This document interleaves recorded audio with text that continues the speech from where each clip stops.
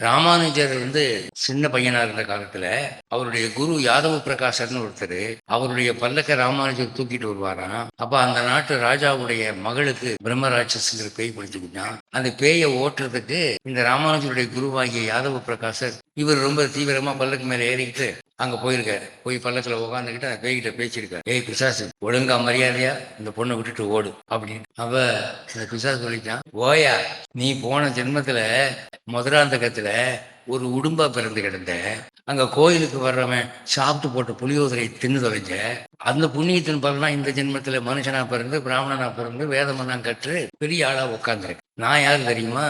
போன ஜென்மத்துல original பிராமணையா, original பிராமணன். யாகம் பண்ணும்போது மந்திரத்தை தப்பா சொல்லிவிட்டேன், அதனால பேய் ஆகிட்டேன்.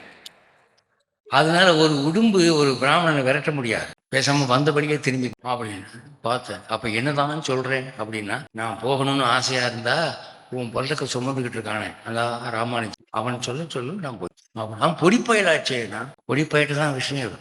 அப்ப ராமானுஜர் சொன்னாலும் நீ போயிருன்னு போயிடுச்சு. இப்ப எதுக்கு சொல்ல வரேன்னா, மதுராந்தகம் கோயில்ல சிந்தி கிடந்த புலியோதரையை தின்னதுக்கு ஒரு உடும்பு பிராமணனா பிறந்து வேதம் படிச்சதுன்னா, நீங்க உடும்பு இல்லை, நானும் உடும்பு இல்லை, நம்ம எல்லாருமே மனுஷங்க தான். ஒழுங்கா கோவிலுக்கு போய் டெய்லி பிரசாதம் சாப்பிட்டா என்ன பலன், அதை யோசிச்சு பாருங்க.